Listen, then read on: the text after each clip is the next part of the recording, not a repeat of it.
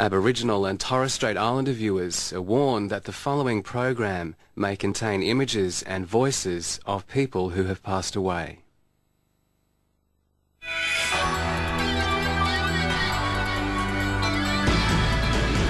Tonight on Catalyst, Paul travels to Cambridge, England to investigate the very roots of man's earliest migrations.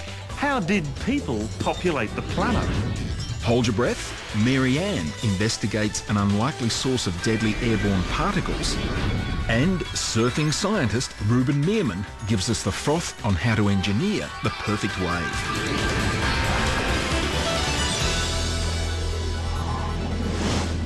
Hello, welcome to Catalyst. When you live in the city, you don't expect the air you breathe outdoors to be particularly clean. But what about the air quality inside those air-conditioned office blocks? Is it any better? Well, later in the program, Mary Ann de Macy answers that question.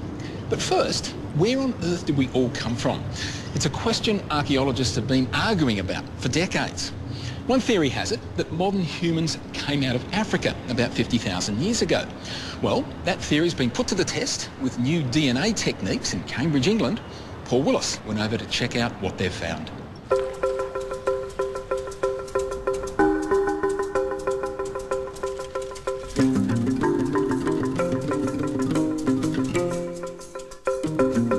How did our species populate the planet?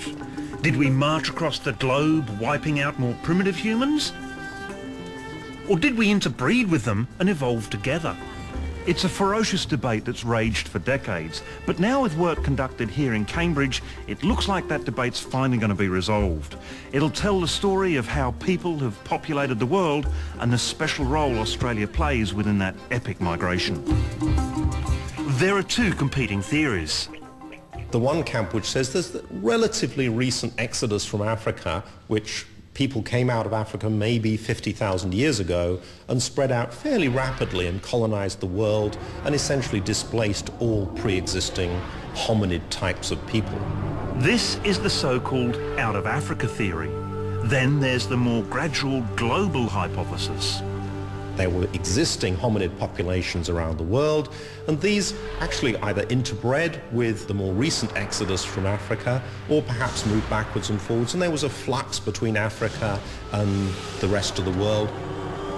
That is the multi-regional theory. Those two models have been running in one form or another side by side, really, ever since the 1920s. It's a debate that has evolved with emerging science and technology. The original idea was based on the skeletal remains, and the other evidence came in later, and particularly the DNA evidence, which suddenly burst on the scene in 1987. It's strange to think that the DNA in every cell of your body can tell us where our species ultimately came from. You can take a look at modern DNA from people alive today and mathematically reconstruct what our ancestors would have had in the terms of types and variants of genes. Peter Foster is a DNA man. He's been looking for patterns in the differences in the DNA of thousands of living people from around the world. You only find perhaps half a dozen differences between this person and someone else. But these half a dozen positions are information that we can use to reconstruct the evolutionary tree of humans. And so how many DNA sequences have you had to look at? Well, we now have a collection of around 40,000, and these are people... That's a good data set. Well, it's the best in the world. Ultimately, Peter's massive DNA data set not only identified the origin of our species, but also tracked its subsequent dispersal across the globe. We found out that all humans outside Africa are derived from a single migrant group leaving Africa. So there weren't separate migrations. We dated this migration out of Africa to about 50 or 60,000 years ago, so very recent. So the genetic data was coming down quite clearly on the side of the out of Africa hypothesis. It just didn't fit in with the multi-regional theory at all. But the classical archaeological data, the skulls and the stone tools, they could be read either way. So it's time to take a new look at some old data. We've been interested in patterns of genetic variability in human populations for a while. Like Peter Foster, Bill Amos is a geneticist from Cambridge. One of the most striking findings that had come out recently was we found that there was this incredibly nice gradient of diversity where in Africa there's high diversity and it basically goes out, just declines as the further you go away from Africa. But in an unusual move for a geneticist, Bill decided to look at skulls. We decided that it would be really cool to see whether this pattern in genetic diversity was also mirrored in morphological diversity, like the shape and size and all the variability of skull shape. Bill set about reanalyzing existing data sets of skull measurements for over 6,000 skulls from around the world. We found that we got just the same sort of gradient that we found with the genetic variability. So skulls in Africa are much more variable than those in Europe, are much more variable than those, for example, in either Australia or going the other route down into the Americas. So the further you are from Africa, the less variable are the skull measurements. This convergence of physical and genetic data supports the Out of Africa model. Paul Mellors is a physical archaeologist who's watched the Out of Africa versus multi-regional debate for decades. The beauty of archaeological data is that every archaeological site is specific to one particular group of people at one particular point in time. If you can date those sites accurately, you can begin to produce an incredibly detailed, almost step-by-step, site-by-site picture of how people moved and what the technology was like and how the technology changed. As Out of Africa gained the upper hand, he set about testing the idea with his own data set. I thought, if their models are correct, that people originated in Africa, spread out of Africa 6,000 years ago, there has to be an archaeological record of this. So I looked at all the archaeological evidence, first of all in Africa, and then I looked at the evidence from India, and I could suddenly see that the kind of sites you were finding in India around about this period showed remarkably similar kinds of stone tools to those you find in Africa just before that date, about 70,000 years ago. Once again, the data pointed to an Out of Africa origin for the spread of our species.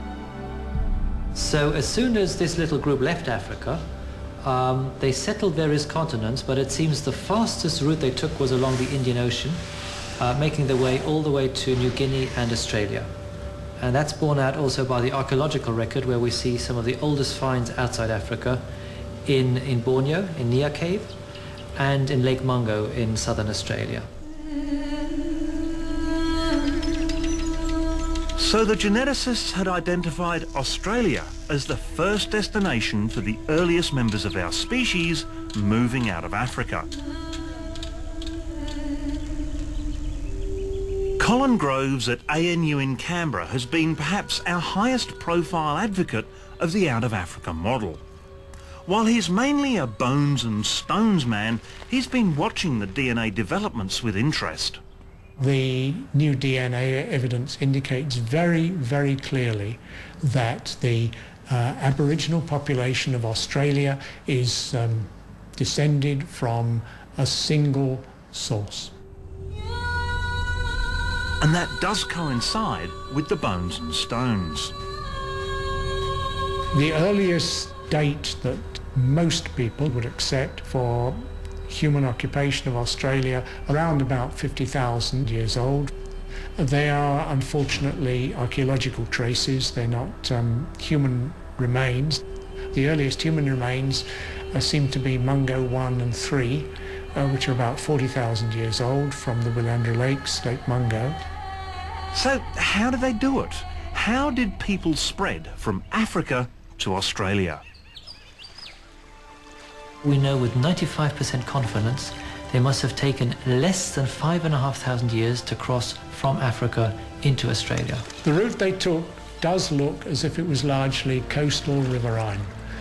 So they would move around coasts, and this is probably the way that they ended up, some of them being swept off and landing on the shores of Australia and New Guinea.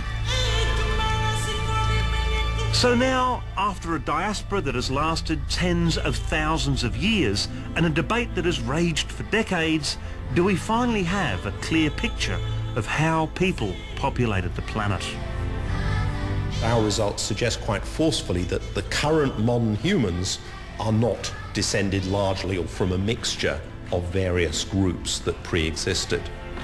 It always seems to me it comes down firmly on the side of out-of-Africa dispersal. I do think we're watching two hypotheses competing against each other, fighting each other for 30 years, and we've watched one hypothesis gradually being defeated.